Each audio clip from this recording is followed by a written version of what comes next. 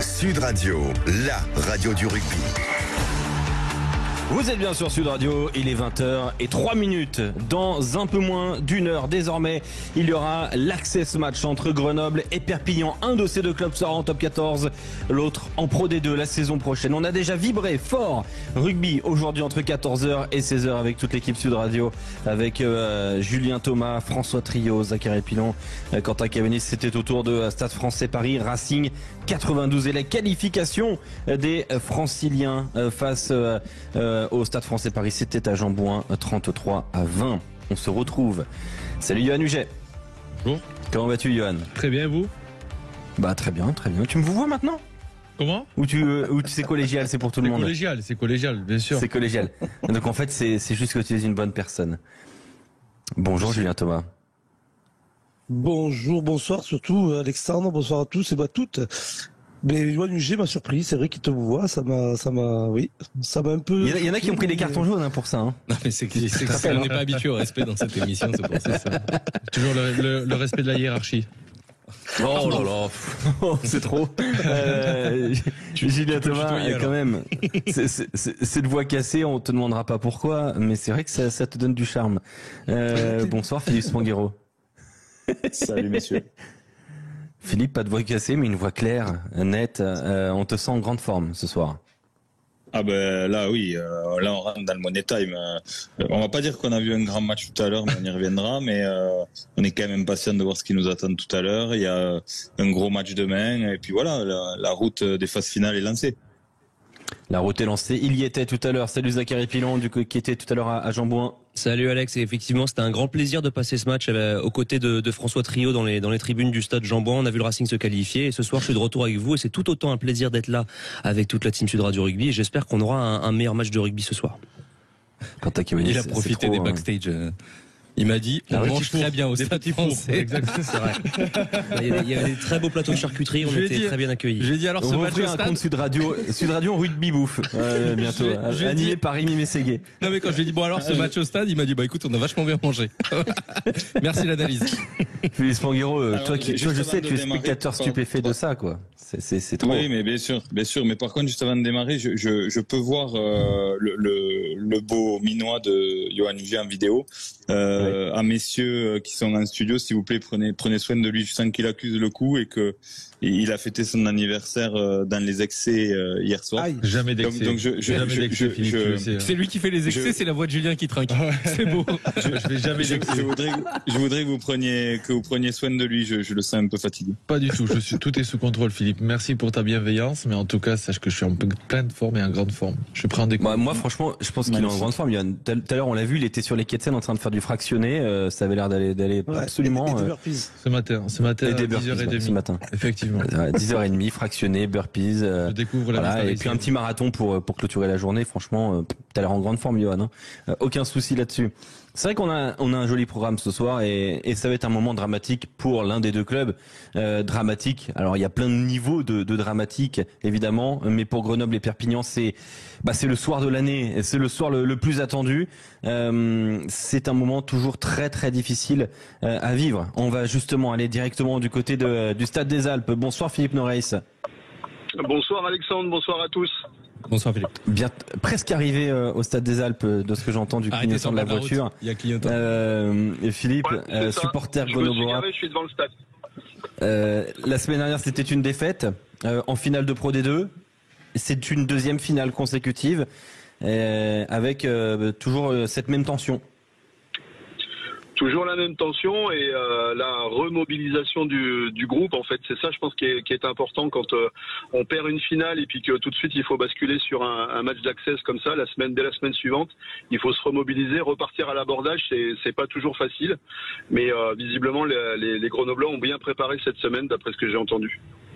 Oui, est-ce que le cœur de supporter est bien accroché quand même Philippe pour ce soir?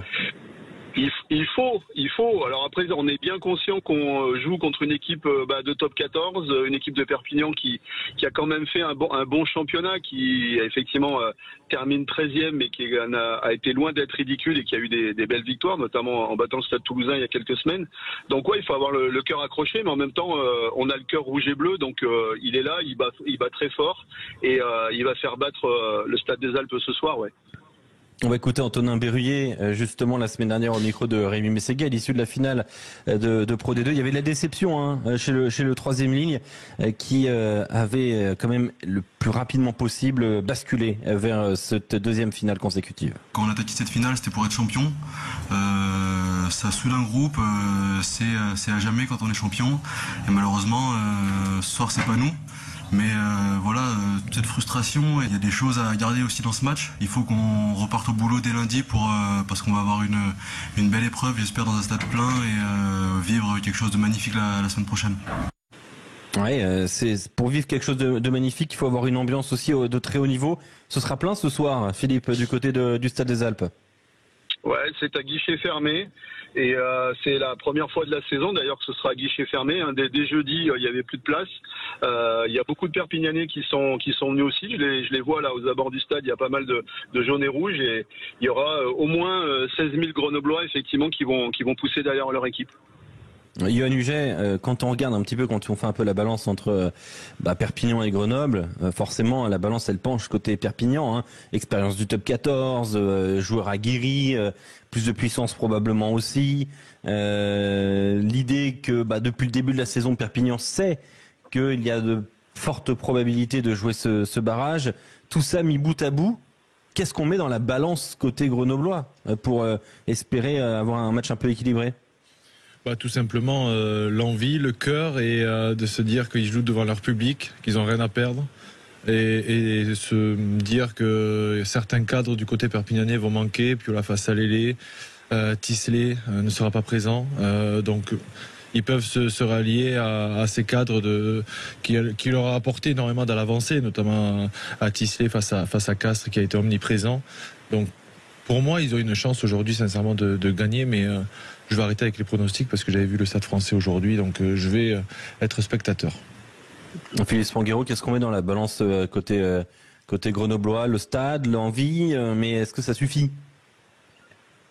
Est-ce que ça suffit sur le papier ? Tu as raison de dire que non, parce que c'est vrai qu'on sent Perpignan quand même qui est à sa place dans ce top 14. On voit à quel point il est dense et à quel point quelque part, quand on regarde le parcours de Perpignan, ce barrage peut paraître cruel. Mais après, du côté du FCG, on se rallie à quoi ? On se rallie au fait que, à part sur les 2 dernières saisons, mais jusque-là, tous les access matchs ont souri aux équipes de Pro D2, que finalement on se rend compte que l'écart de niveau est extrêmement faible. Il faut qu'il y ait ce genre de match pour qu'on s'en rende compte et les Grenoblois peuvent se retourner pour s'en rendre compte. Les Grenoblois sont passés à côté de leur finale pour plein de raisons, même si Oyo a largement mérité sa victoire. Mais c'est l'occasion de se racheter, comme le disait Johan, sans pression, en étant dans un jeu beaucoup plus délié et en produisant beaucoup. Ils ont eu la densité physique pour répondre aux Oyomens qui ont survolé cette Pro D2 cette année. Donc on peut imaginer que les Grenoblois ont les armes pour rivaliser physiquement avec cette équipe de l'USAP. Et voilà, et il y a finalement très peu d'écart et ça se jouera pas grand-chose, certainement à l'envie, dans un stade qui leur est acquis. Donc je vais pas dire que ce sera du 50-50, mais un 70-30. 30% pour moi du côté de Grenoble auquel se raccrocher. Philippe Norez, dernière question. Il y a quand même une absence de marque, celle de Karim Kadiri, qui fut probablement l'un des meilleurs Grenoblois de la saison. Il est absent aujourd'hui. Ouais, effectivement, c'est celui qu'on a l'habitude d'appeler notre serial marqueur, puisque c'est lui qui marque beaucoup d'essais depuis 2 saisons. Donc effectivement, Karim va beaucoup manquer, mais je pense que peut-être que ça aussi, cette absence-là, et puis d'autres aussi. L'équipe a pas mal tourné, comme l'ont dit Philippe et Johan, sur le cœur, sur l'envie, sur le jeu. Je pense que le FCG va jouer ce soir. On n'a pas joué la semaine dernière, pas assez en tout cas. Effectivement, au niveau physique, on a été présent, mais on s'est peut-être trompé en jouant trop physique et en oubliant de jouer. Et je pense que ce soir, Physiquement, il faut pas essayer de rivaliser, du moins le plus possible, mais surtout il va falloir envoyer du jeu avec 16 000 personnes derrière, mettre le feu, et puis je pense que les 20 premières minutes vont déjà donner le ton, et si au bout de 20 minutes on a déjà embêté les Perpignanais, ce que j'espère, tout est possible, et de 30% on pourra passer à 50% et faire pencher la balance, j'espère en tout cas. Julien Thomas, je te vois acquiescer. Oui, totalement. Philippe a raison. Pour moi, c'est une équipe de Grenoble qui a sa carte à jouer parce que on l'a vu notamment à domicile cette année, alors que les années précédentes, elle avait du mal à gagner ses matchs. Elle avait cette pression un petit peu de résultats obligatoires. Et c'est vrai qu'avec le public, ça peut les galvaniser. Maintenant, comme disait Philippe, c'est une équipe qui doit jouer. Elle est tombée dans un défi physique face à Oyo, elle s'est faite cabosser, elle n'a pas réussi à trouver les armes. Là, contre Perpignan, qui a l'habitude du top 14, forcément, il va falloir trouver d'autres atouts, et je pense que par le jeu, et notamment aussi Perpignan va jouer, parce qu'on les a vus cette année, ils ont notamment très bien joué, ça va se passer dans ce secteur-là. Après, la guerre des rucks va être importante. Ouais, une garde des rucks qu'on surveillera évidemment sur Sud Radio. Bon match Philippe Norreis, et bravo pour la saison, bravo aussi pour le RAFU Alpin, le forum de référence du rugby alpin, et on vous espère le meilleur. Merci beaucoup, merci à tous et à très bientôt, j'espère en top 14. Et en Pro D2 aussi, on sera là. Quoi qu'il arrive, vous serez sur Sud Radio de toute façon. Que ce soit top 14 ou Pro D2, c'est la radio du rugby. Donc comme ça, au moins, il n'y a pas Avec grand plaisir. Il n'y a pas de problème. Allez, c'est vrai que ça va être intéressant, hein. Ça risque d'être extrêmement serré ce soir. Tiens, d'ailleurs, on va justement écouter à ce sujet, Tom Écochard, parce que c'est vrai que sur l'envie de jeu, Julien, Johan, Philippe, on est à peu près sûr de voir ce soir une équipe de Grenoble qui va vouloir jouer, qui va vouloir proposer des choses. Tom Écochard, déjà, il le disait la semaine dernière au micro de Rémi Mességuet. On sait un petit peu comment il faut le préparer et on va essayer de s'appuyer sur ça, mais il faut y aller toujours en toute humilité. On sait que ça va être très très dur. C'est une équipe très joueuse. Là, ils sont entre guillemets un peu frustrés, je pense, de leur finale, parce que c'est une équipe qui joue très très bien au rugby et cette finale était un peu cadenassée, donc je pense qu'ils vont jouer sans complexe. Donc il va falloir s'attendre à du jeu, à une finale un peu débridée, et ça va être un dur combat. Après voilà, on est prêt. Ça fait un moment qu'on se prépare en sachant que l'Access Match peut arriver, donc on va tout faire pour relever ce défi. On s'inscrit tous à l'idée d'un match débridé ce soir, Johan, toi aussi ? Effectivement, autant la semaine dernière on était un peu, on va dire, dubitatif sur le fait qu'il y ait beaucoup de jeux, autant aujourd'hui... Et on avait raison. On a eu raison, parce que ça a été assez cadenassé, pour reprendre les mots de Tom Écochard, mais en tout cas aujourd'hui on sent les Grenoblois qui veulent... quitte à jouer et être l'outsider de ce match, Access Match, de mourir peut-être avec leurs armes ou de gagner avec ce qu'ils font depuis le début de la saison. Et ce qu'ils font très bien, c'est jouer. Et les Perpignanais, eux, contrairement, veulent jouer tout comme ils l'ont fait, en nous donnant beaucoup de plaisir à les regardant jouer, parce que ils ont une très très belle équipe derrière également. Un mot sur la discipline, facteur majeur ce soir, Philippe Spanghero, comme on l'a vu et on l'évoquera dans quelques minutes lors du premier barrage de top 14 tout à l'heure. Bien sûr, ça fait toujours partie des clés de ce genre de match en phase finale. Forcément, ça se joue à pas grand-chose. Et c'est vrai qu'il y a eu une faillite dans le jeu au pied, notamment de cette équipe grenobloise la semaine dernière contre Oyo. Et là, il faudra être beaucoup plus réaliste et pragmatique pour sanctionner la potentielle indiscipline catalane. Parce qu'en face, du côté de l'USAP, on a des buteurs qui tiennent la route, qui ont été plutôt en réussite toute cette saison. Et donc, de ce point de vue-là, sur l'enjeu du jeu au pied et la discipline, il faudra être extrêmement vigilant du côté de Grenoble et retrouver un peu de confiance justement face aux perches pour les buteurs, ce qui leur avait fait défaut la semaine dernière contre Oyo et qui leur avait pas permis de convertir leur temps fort. Ouais, effectivement, c'est ce qu'on avait noté. On va basculer vers un moment très fort, justement, cet Access Match. Sportivement, on l'a évoqué avec Philippe, le supporter grenoblois, avec vous, les consultants Sud Radio. Mais il y a aussi le terrain, d'un côté, mais il y a aussi ce qui va se passer dans les bureaux, quoi qu'il arrive, à l'issue de ce match. On en parle avec Philippe Spanghero. Hé, camarade, t'as pas 100 balles ? Sud Radio Rugby. Des millions, vous êtes charmante. Vous voyez ce que ça fait déjà 1 million, Armina ? Où est l'argent ? Où est l'argent ? C'est mon peu de mort, c'est rien, tiens. Bonne nuit, Philippe. De beaux rêves. Je n'étais rien, et voilà qu'aujourd'hui, tout suis le gardien du sommeil de ces nuits, je l'aime à mourir. Johan, j'ai l'impression que tu découvres ce jingle et ça me rend tout chose parce que j'ai l'impression que tu découvres Philippe sous un nouvel aspect. Philippe nous étonnera toujours, c'est ça. C'est ce côté très terre à terre où il est capable de chanter et ce côté où il a envie d'aller chercher l'argent. Où est l'argent? Eh oui, ça, où est l'argent? Philippe. Et en chantant, il va chercher l'argent. Ouais, ça c'est magnifique. Oui.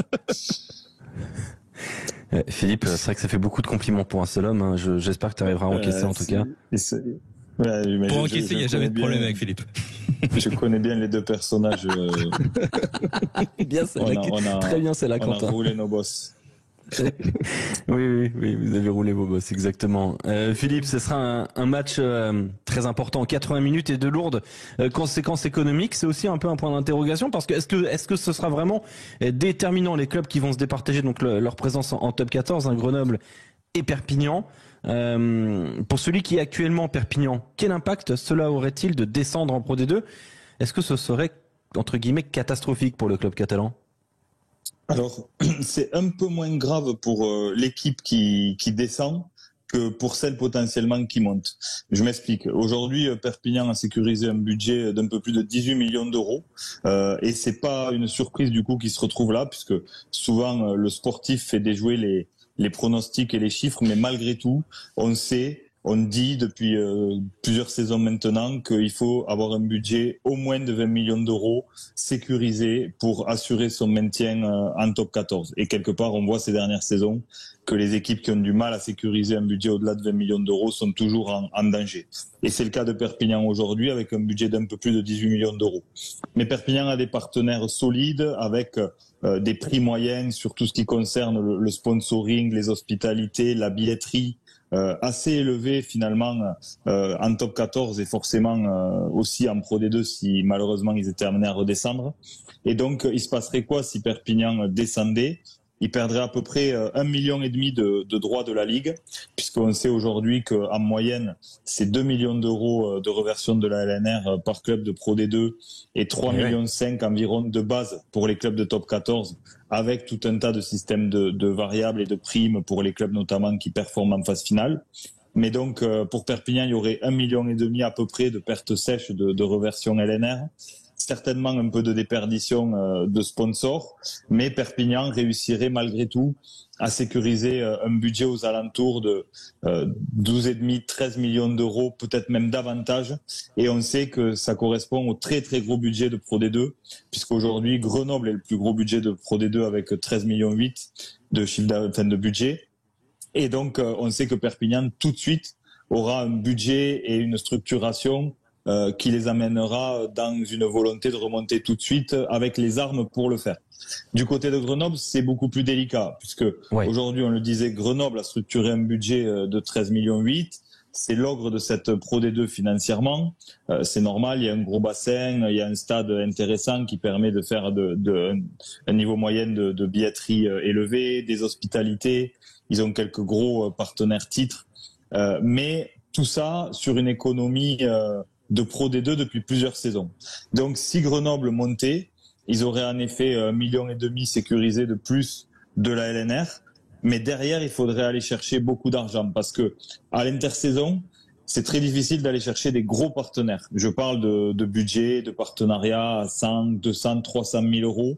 C'est des discussions qui se mènent pas comme ça à la va-vite puisque la saison va reprendre dans 2 mois et donc c'est très difficile d'aller chercher ce niveau de partenariat.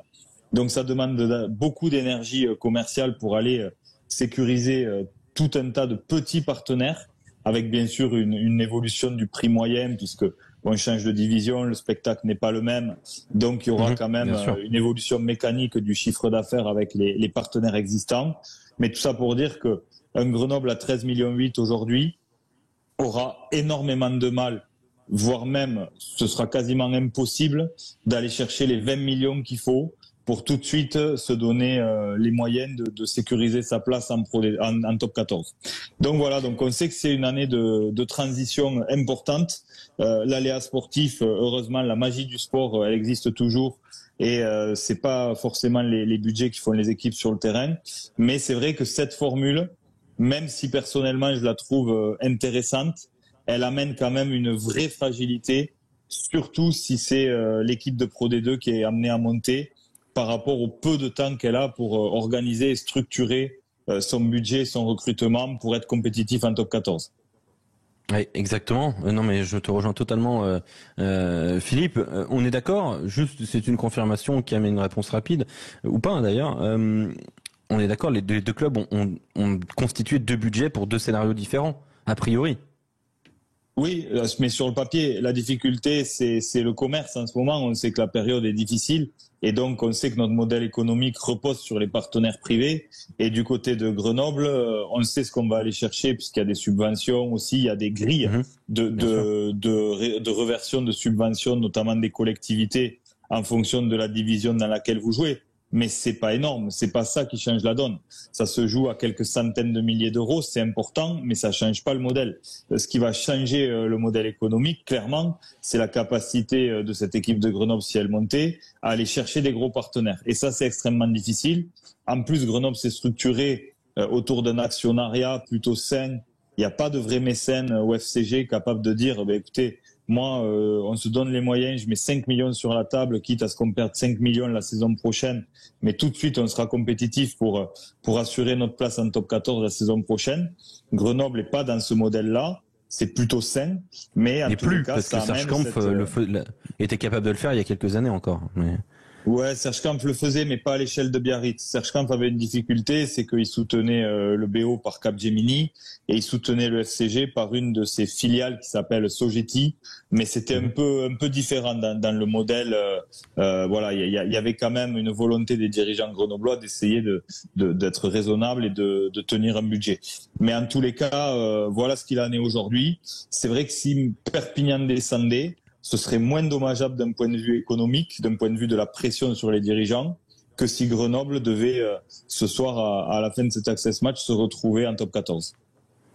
On ouvre du coup la partie débat avec toi, Philippe, après avoir bien tout compris grâce à toi. Cette nouvelle formule qui retarde de facto l'échéance et qui retarde aussi la préparation pour la saison prochaine pour celles qui tentent de monter notamment en top 14. Est-ce que cet enjeu sportif palpitant de l'Access Match est un peu rattrapé parce qu'il fait subir en termes d'organisation budgétaire au club? Est-ce que c'est en fait finalement une seule montée déguisée en une et demie, Yoann Huget, Julien Thomas? Yoann? J'ai eu cette discussion déjà sur un plateau avec Maëlys et Boxis en lui expliquant que à l'époque, quand je jouais en Pro D2, on faisait tout pour gagner et être le premier, parce que c'était le but, parce que le premier avait en avril ou avec un peu de points d'avance la possibilité de recruter, de budgétiser, d'aller chercher des gros joueurs, effectivement. Et aujourd'hui, je trouve que alors certes, l'attraction de cet Access Match est très bien, ça met un côté sportif, mais sur le plan financier, la structuration d'un club pour monter, d'aller chercher des partenaires, c'est impossible. C'est impossible d'aller chercher des partenaires le 3 juin quand on sait qu'on va monter. Et donc voilà, je trouve que c'est effectivement celui qui reste, si c'est Perpignan, lui c'est déjà programmé, donc c'est plus facile.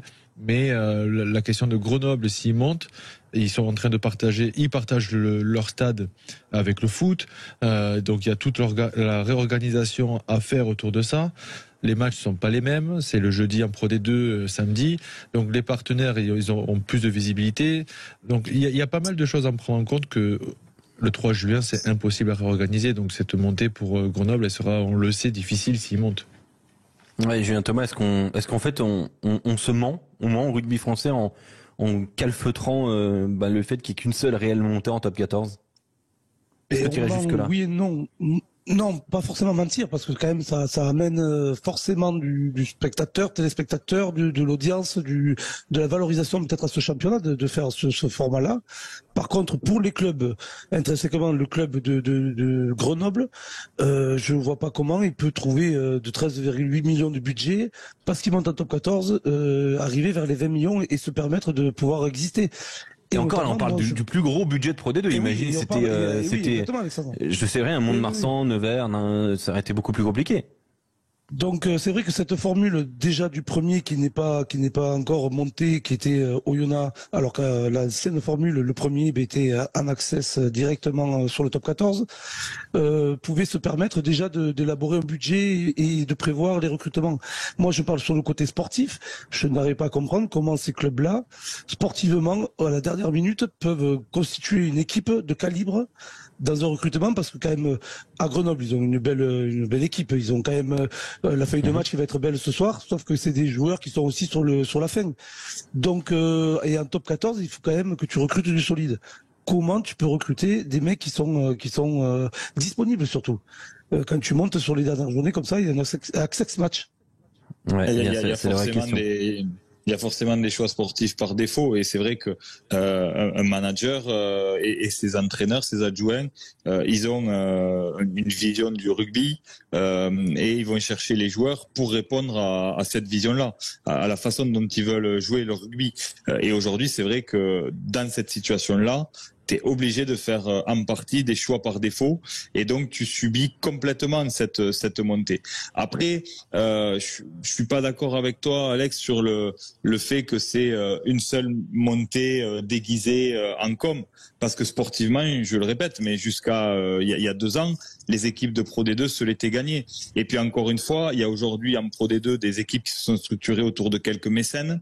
Je sais pas si demain il aurait envie de mettre cet argent-là sur la table, mais par exemple, le club de Provence Rugby, qui est détenu par Monsieur Philippon de voyagesprivé.com, qui est une magnifique boîte, aurait potentiellement, aurait potentiellement les épaules, si demain il montait comme ça, pour soutenir. Donc il y a des acteurs en Pro D2. À l'époque, quand Perpignan est monté, François Rivière avait les moyens d'assumer à titre personnel. Après, est-ce que ces dirigeants-là ont envie de le faire? C'est une autre question. Mais les moyens financiers potentiels sont là. Donc sportivement, les équipes par le passé ont su se la gagner, cette place. Donc moi je trouve il y a deux sujets intéressants dans cette formule. C'est que malgré tout, Johan a connu la Pro D2 sur une autre formule qui était bien aussi, mais je trouve que la culture des phases finales, elle est très propre au rugby, et cet enjeu des phases finales est quand même majeur. Mais il y avait les phases finales, excuse-moi de te couper Philippe, mais il y avait les phases finales, sauf que ça se jouait, le premier était champion, il montait, et après il y a du 2 au 6, il y avait. Oui, mais sauf que le problème, c'est que celui qui gagnait le droit de monter, le second, avait beaucoup plus d'importance que le premier qui était champion. C'est ça pourquoi, c'est la raison pour laquelle ils ont remodifié le programme. Ouais, je me souviens, mais en fait, on avait l'impression qu'il y avait quelque part 2 champions, parce qu'il y avait une finale qui se jouait sans le premier, donc ça remettait quand même en perspective le vainqueur de cette finale qui n'en était pas vraiment une. Mais en fait, juste aussi l'intérêt quand même de cette formule. Très rapidement. Moi, je pensais avant qu'elle existe qu'il y avait un écart beaucoup plus grand entre le top 14 et la Pro D2. Oui, c'est vrai. Et on se rend compte que c'est pas le cas. Et c'est quand même important de pouvoir jauger le niveau de ces 2 divisions. Et c'est le seul match qui permet de le faire quelque part. Juste, moi je veux juste te dire, on a aussi le bel exemple de Bayonne qui est monté et qui a réussi à accrocher le top 6. Donc il n'y a pas que des mauvais exemples. Bien sûr. Mais avec un budget au-delà de 20 millions, structuré par beaucoup de partenaires, un stade à guichet fermé. Donc encore une fois, c'est vrai qu'eux, ils ont su structurer un budget. On est très en retard, les gars. Merci Philippe d'avoir été avec nous. Je crois qu'il faut te libérer, c'est ça? Mais il fait comme il veut. Voilà. À moins que tu veux rester avec monsieur. Non, la semaine dernière, on a décalé. Je peux rester 5 minutes, envoyer la pub et je reste. Ah bah alors à tout de suite. Tu sais quoi? Lance la pub, ton petit. Vas-y Philippe. Mais quel homme. Sud Radio, la radio du rugby. Vous êtes bien sûr Sud Radio. Le débat est brûlant autour de l'Access Match. Est-il une montée déguisée, une seule montée déguisée vers le top 14? Est-ce que finalement il n'y a qu'une seule réelle montée vers le top 14? Ça divise, et même globalement vous êtes plutôt contre cette idée-là. Johan Huget, Philippe Spanghero, Julien Thomas et vous venez nous dire au 0826 300 300. Alors on a statué que c'était pas nécessairement le cas. Mais j'ai quand même une question pour clôturer ce débat avec vous. Est-ce que cette formule-là est la bonne? pour faire le lien entre la Pro D2 et le Top 14. Est-ce que demain, là, on vous amène un contrat, on vous dit, bah voilà, sur les 15 prochaines années, 10-15 prochaines années, ce sera ainsi, avec un barrage, l'access match et tout ça. Est-ce que vous signez, est-ce que vous êtes convaincu par cette formule? Julien Thomas? Non, il y a amélioration à faire. Bon, par rapport au club de Pro D2 qui peut monter. Si on développe Yann Huget. On va développer ensuite. Yohan. Pouvez-vous répéter la question, s'il vous plaît? Si demain on t'amène un contrat et on te dit cette formule-là avec l'access match et tout ça, on l'entérine pour les 10-15 prochaines années, est-ce que tu signes toi? Est-ce que tu es convaincu par cette formule? Non, on n'est pas convaincu, parce que le sujet il revient chaque année, donc on n'est pas convaincu, et il y a un problème de légitimité sur le fait que le 3 juin, on ne sait pas qui monte en top 14, donc il y a un réel problème. Donc soit il faut avancer les dates et que le championnat se termine plus tôt, je pense, ou soit il faut repartir sur une ancienne formule qui marche à peu près bien, mais on aime bien ces phases finales, comme le disait Philippe, donc il y a de l'amélioration à faire. Pas grand chose, parce que le championnat est très attrayant quand même. Philippe Manguero, est-ce que c'est la bonne formule pour clôturer le débat et te remercier? C'est pas facile à dire, honnêtement, on en a testé beaucoup. Moi, je trouve que voilà, il y a beaucoup d'engouement et surtout d'enjeux sportifs et d'attractivité autour de ce match. Donc c'est pas neutre quand même pour le produit en lui-même d'un point de vue marketing. Et donc je suis plutôt tenté d'aller dans le sens de Yohan et de dire en fait finalement le seul problème c'est le délai. Donc est-ce qu'on peut pas densifier un peu ou tasser ce championnat pour qu'il se termine ne serait-ce que 15 jours plus tôt. Déjà, ils ont 15 jours à Noël, déjà. Ouais. Et tous les 5 matchs, ils ont un week-end off. Donc on peut déjà organiser ça, tu vois. Par rapport au top 14, ils ont beaucoup plus de week-end off. Et donc je pense qu'il y a peut-être une réorganisation du calendrier à imaginer pour que ce soit bouclé même début mai. Et début mai, c'est déjà autre chose en termes de temps pour s'organiser du côté du club qui potentiellement monte de Pro D2 à top 14. Merci beaucoup Philippe. Ton pronostic pour ce soir? Mon pronostic, je pense le Loup. Voilà. Non mais... Victoire du Loup. Pas de score. Voilà. Même si certains l'ont jamais vu. Je pense qu'il va gagner ce soir. Évidemment, le match, c'est Grenoble-Perpignan, mais voilà, c'est Philippe Manguero. Merde. Évidemment. Je sais plus quoi faire, moi. Solitude. Quelle équipe de temps. Rugby-Rama en même temps pour regarder quelque chose et je... Eh ben, tu vois, ne va pas sur Rugby-Rama. Voilà. Il nous trompe en direct. C'est terrible. Oh là là, bah ça fait beaucoup carton rouge. Tu sais quoi? Philippe, on l'a pas sorti de l'année. Carton rouge. Carton rouge, au revoir. Il a une fin de saison compliquée, Philippe. Hein. Ah ouais. Compliqué. Oh là là. Je vous ai perdu un peu de repos. Hein. On se retrouvera en heure de colle. Il nous a bien défendu parce qu'il allait dire. Qu'est-ce que tu allais dire à la fin de ta phrase, Philippe? Personne ne le sait. Non, mais je vous ai perdu en plus. Je vous entendais plus. Oui, bien sûr. Oui. Le problème technique. Hein. T'inquiète pas, nous on t'a très bien entendu. Qu'est-ce que tu voulais nous dire? On n'a pas compris ta fin de phrase. Vas-y Philippe, dis-nous. Non, mais je disais que en fait, je me suis mangé complètement parce que j'étais sur Rugby-Rama et je voyais un truc sur le Loup et donc voilà, j'ai bugué, messieurs, j'ai bugué. Voilà, ça servira aux bêtisiers. Donc, pour ce qui nous intéresse ce soir, je mise quand même sur une victoire de l'USAP.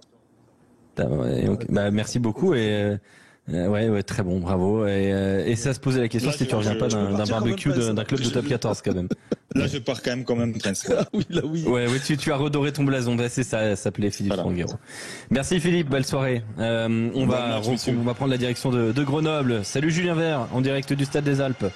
Bonsoir à toutes et à tous. À un moment, je me suis demandé si je m'étais pas planté dans mes fiches. Le Loup, c'est bien dommage. T'imagines? Il était pas au bon stade. Et puis je comprends pas, ça marche pas. Il était pas très loin. Je comprends pas, j'arrive pas à me connecter. Bah oui, t'es pas au bon endroit. Il y a plein de gens en rouge et jaune. C'est pas les couleurs ni du loup ni du bébé. Je comprends pas. Qu'est-ce qui se passe? Julien, la bataille des tribunes va avoir lieu, mais en tout cas, ce qu'on pourrait dire, c'est que le Stade des Alpes va être plein. Le stade des Alpes va être plein, plus de 20 000 spectateurs, je crois 20 000 et 65, les 65, je crois que c'est les 65 en tribune de presse. Et la bataille des tribunes a déjà commencé depuis de longues minutes, 3 heures avant le début du match, dans les rues autour du stade. C'était tout simplement de la folie, c'était rouge et jaune, la marée catalane a investi Grenoble et il va falloir que les Grenoblois ils soient forts pour répondre. Alors en plus nous on est juste à côté de la tribune où se sont massés les Catalans, donc je pense que dans mon micro vous allez sûrement entendre un petit peu les supporters USAPistes, mais ouais ils seront, allez on va dire un petit quart du stade, je pense, un quart du stade, mais un quart du stade bien, qui est déjà très chaud. Ah oui c'est chouette, entre 4 et 5 000 personnes vu la distance, c'est assez incroyable et surtout ils sont à bloc. Un tout petit mot très rapide, Julien Vert, sur de la Nationale 2, avec une question autour du club de Vienne, qui fut champion de France dans son histoire, dans sa glorieuse histoire. Oui, d'ailleurs, ça fait un peu le lien avec le débat que vous aviez il y a quelques instants, parce que on se demande si c'est la bonne formule, le fameux barrage. Mais ce qu'il faut savoir, c'est que cette formule du barrage, elle va être l'année prochaine adaptée au bas de la Pro D2 vers la Nationale 1 et au bas de la Nationale 1 vers la Nationale 2. Donc, ce qui fait que dans les prochaines années, il sera encore plus difficile pour les clubs de réussir à monter à l'échelon supérieur. Et eh bien, demain, il va y avoir une finale en Nationale 2 entre Vienne et Périgueux, et Vienne qui avait déjà refusé d'être en national lors de la création de la poule en 2020. Et ben Vienne, sportivement ils ont réussi à attraper cette place en national. Justement, comme ce sera encore plus difficile dans l'avenir d'aller s'y frotter, eh bien ils se posent certaines questions. Est-ce qu'ils doivent accepter la montée ou non? Ils ont jusqu'à vendredi prochain pour donner leur décision.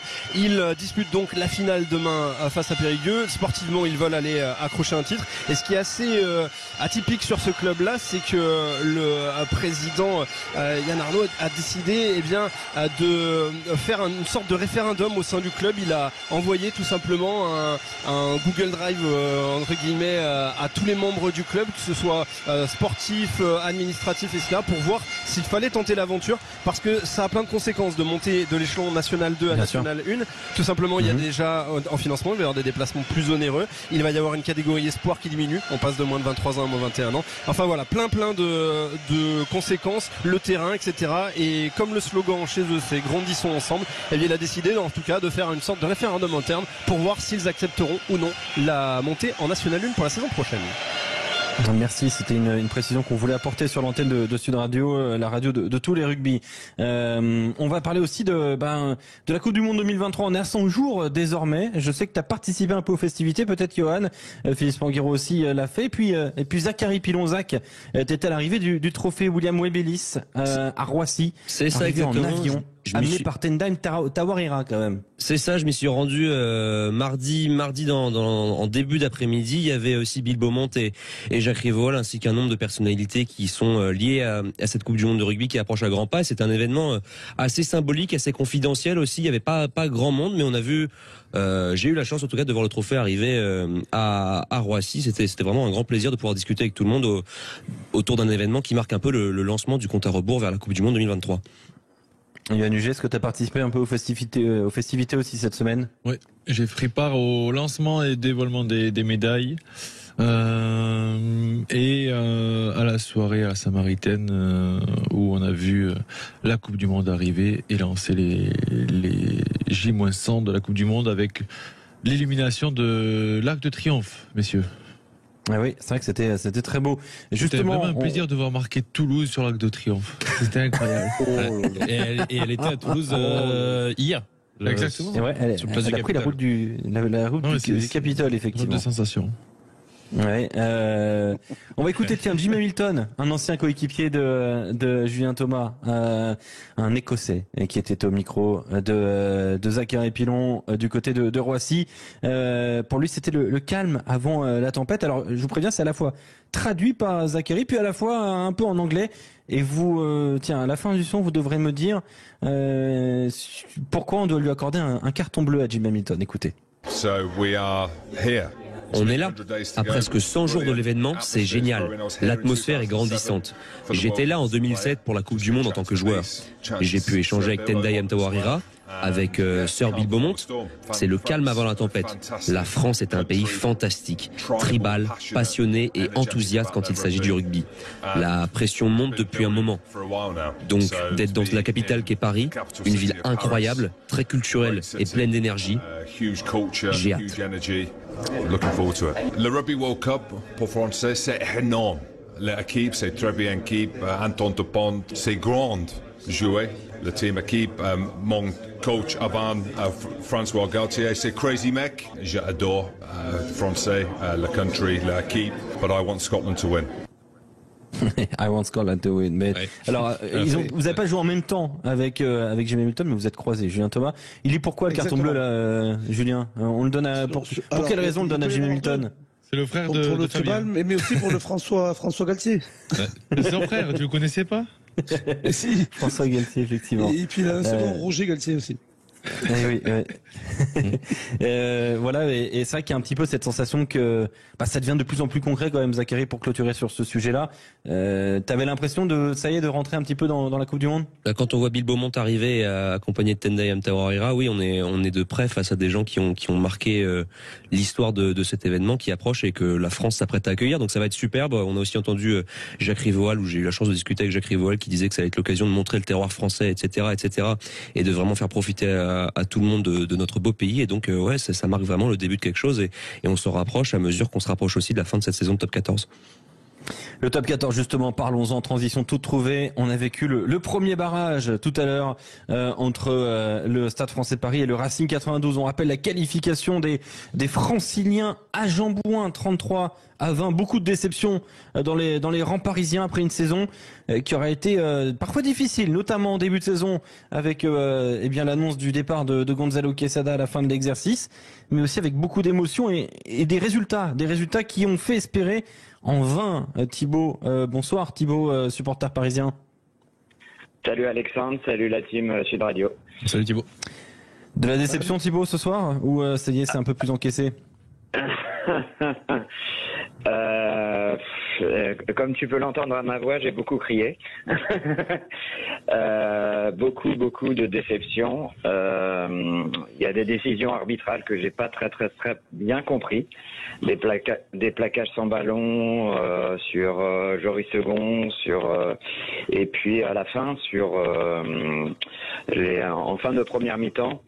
Les 4 ou 5 mêlées qui durent plus de 10 minutes. D'après ça, j'ai pas très bien compris. Il aurait pu avoir cette pénalité bien en amont. Après le carton rouge, bien sûr, il y a carton rouge. Il y a pas de souci à ce niveau-là. Mais ouais, beaucoup de déceptions parce que je pense que l'annonce en début de saison a resserré le groupe et que je pense que il voulait le faire pour Gonzalo, pour Laurent et puis pour tout le staff. Voilà, il y a énormément de déceptions mais c'est la vie de sportif de haut niveau.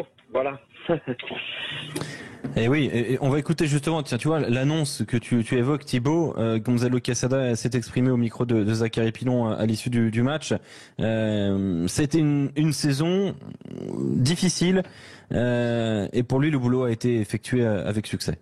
Il y a une expression en espagnol, c'est partir en paix, mais ça ne veut pas dire mourir. En espagnol, ça veut dire qu'on part avec un petit peu la sensation, c'est pas manquer d'ambition, mais que le boulot a été accompli.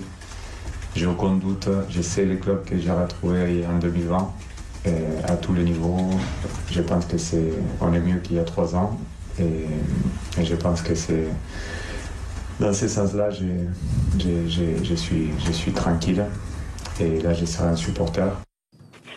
Gonzalo Quesada tranquille, heureux et fier. On l'écoute encore. Je suis fier de ces groupes. Je suis très fier des coachs. Tous les staffs ont fait un boulot extraordinaire.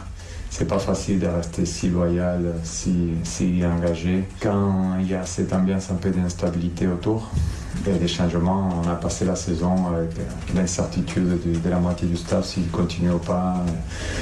Pareil pour les joueurs et tout le monde restait super engagés sur notre saison, sur notre projet, même si parfois c'était pas facile. Une saison vraiment pas évidente pour Gonzalo Quesada et le Stade Français Paris. Thibaut, est-ce que tu as vu cet après-midi une fin de cycle réellement et une nouvelle page un nouveau livre qui va s'ouvrir demain? Enfin demain, quand je dis demain, c'est la saison prochaine. Oui, dans quelques mois, oui. À vrai dire, comme on avait l'annonce en début de saison, on savait un peu que ça allait être un nouveau cycle, mais moi, je veux retenir l'esprit collectif des joueurs du Stade Français qui se sont resserrés, et voilà. Et pour moi, il y a certains leaders qui ont pris le lead. Par exemple, Romain Briat qui est arrivé l'année dernière, on a senti que c'est un leader en puissance. Après, Morgan Parra, je pense que c'est un leader en puissance aussi pour épauler Labitte et Guézal. Après, faut pas oublier que Gonzalo Quesada, il est resté 4 ans, il nous a ramené 2 titres, et quand il revient, 2 fois, il nous emmène en phase finale. Donc voilà, moi j'aurais bien voulu qu'on rencontre de nouveau les Toulousains. Parce que cette année, parce que depuis 2020, on arrive à les battre, hein, même s'ils ont 3 équipes et nous on a une équipe et demie. Coucou à Johan Huget. Cette année, il est là, il écoute. Hein. Cette année, moi j'étais à Toulouse, on fait match nul et quand ils viennent chez nous, on les bat. Bon, voilà, donc voilà, c'est l'éternel débat. Le Stade Toulousain, ils ont une équipe monstrueuse et voilà, mais voilà. Aujourd'hui, avant de penser à Johan, Toulouse, t'as un droit de réponse. Hein. Non, mais aujourd'hui, avant de penser à Toulouse, il faut voir ce qui a été fait depuis les dernières semaines. Et on sent une équipe du Stade Français qui est un peu en perte de vitesse, en manque de maîtrise de leur jeu. Faire un match comme ils ont fait à La Rochelle, avec une équipe, comme vous dites, des fois bis, mais de La Rochelle qui sort d'un titre. Ça montrait rien en termes de maîtrise de leur jeu, en termes de maîtrise de leur point fort. Et je pense que justement ce match-là leur a mis un peu de doute juste avant le barrage à domicile, parce que, comme je vous dis, depuis des semaines, c'est une équipe parisienne qui sombre petit à petit, quoi. Oui, qui était quand même pas au mieux. Hein. Sur les 10 dernières journées, c'était pas le Stade Français Paris sur les 10 dernières journées, c'était la 10e équipe du top 14, Julien. Avant de te. Ah oui, non, c'est exactement ça. C'est qu'elle était un peu en perte de vitesse et surtout fatiguée. Et elle arrivait en fin de saison un peu cramée. Et quand moi c'est le match contre surtout Lyon à domicile, que Lyon remonte au score et qu'ils font un match nul alors qu'il y a une domination quand même totale à gérer pour le Stade Français. Donc mentalement et physiquement, on sentait qu'ils commençaient à être courts. Et quand tu attaques les phases finales, et en plus à 14 sur ce match, bon, je dis pas le reste. Thibaut ? Oui, je suis assez d'accord. Pour moi, après, nous, on a une équipe et demie. Toulouse, ils ont 3 équipes. Et le Racing, ils ont 3 équipes. La Rochelle, ils en ont 3, voire 4. Donc, il y a ça à revoir. C'est vrai que le match contre Lyon, je suis assez d'accord. Moi qui y étais aussi, j'ai pas compris. Voilà, je pense que peut-être psychologiquement, ça a dû peut-être jouer. Et puis physiquement, on a beaucoup, comme on a un effectif assez court, et ben voilà. Mais ce qu'il faut retenir aussi, c'est que tout au long de la saison, on est quasiment entre la 2e et la 4e place. Donc ça, c'est quand même très important. Et on a la meilleure mêlée du top 14. Voilà, donc voilà. Justement, sur ces points-là positifs, Thibaut, est-ce que ce groupe-là, il peut aller plus loin? Est-ce qu'il peut aller plus haut, ce groupe-là, avec le prochain staff? Évidemment, on essaie de lire un peu dans une boule de cristal, mais là, de ce que tu as vu de cette saison, est-ce que tu penses qu'il est au taquet, au maximum, ce groupe-là, ou tu peux l'imaginer aller encore un peu plus haut? Je pense qu'il peut aller plus haut, mais après, c'est toujours l'éternel débat. Il y a des joueurs qui partent. Je te sens pas certain non plus. Non, j'en suis pas certain non plus. Non, mais voilà, non, j'en suis pas certain non plus. Après, les recrues qui vont arriver, est-ce qu'ils vont être au niveau de je sais pas. Après, il y a beaucoup de changements, beaucoup de joueurs qui partent, beaucoup de joueurs qui arrivent. Donc, mais moi, ce que je retiens, c'est le travail quand même du staff qu'a fait Gonzalo pendant 3 ans, plus les 4 ans. Il est resté quand même 7 ans au club, et ça, faut pas l'oublier. Pour moi, c'est très important. En tout cas, voilà. Johan, est-ce que ce groupe il peut aller plus haut pour toi? Oui, le groupe, c'est un groupe qui est relativement jeune. Il manque 2-3 éléments à certains postes clés, notamment un second. Quelqu'un pour épauler Joris Second dans son poste d'ouvreur quand il est en. Zakenri arrive l'année prochaine. Même 9-6, parce que voilà. Tarasamba Coville aussi, donc à certains postes clés, il leur manque certains éléments. Je rappelle le recrutement. Tanguy Noah Laifonoa qu'on verra tout à l'heure, Andy Timo de Massy, Brad Weber des Chiefs, Jules Gimbert de Bordeaux, Hugo Zabalza de Bordeaux aussi, c'est quand même 2 joueurs de Bordeaux, Zakenri de Pau, Joe Marchand de Harlequins, c'est Pierre Boudouan, le 3/4 centre ou ailier de La Rochelle, et c'est pas terminé. Il y en aura probablement d'autres à arriver. Oui, des joueurs du monde peut-être, mais en tout cas c'est un très bon recrutement qui va faire progresser le groupe, qui va permettre de se servir de cette saison qui finit un peu avec une défaite à domicile, donc pas forcément aboutie ou comme il espérait pour affronter Toulouse. La vraie équipe de Toulouse en demi-finale par contre, mais en tout cas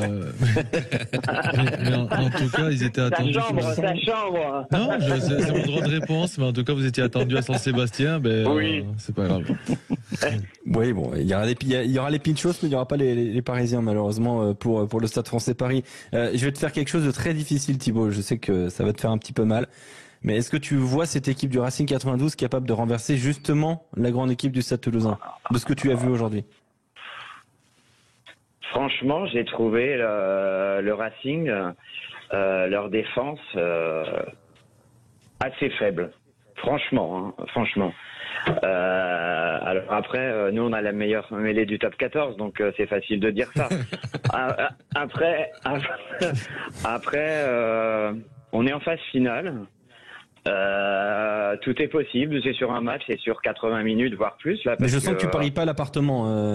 Ah non, je parie pas, je parie rien du tout entre le Racing et le Stade Toulousain.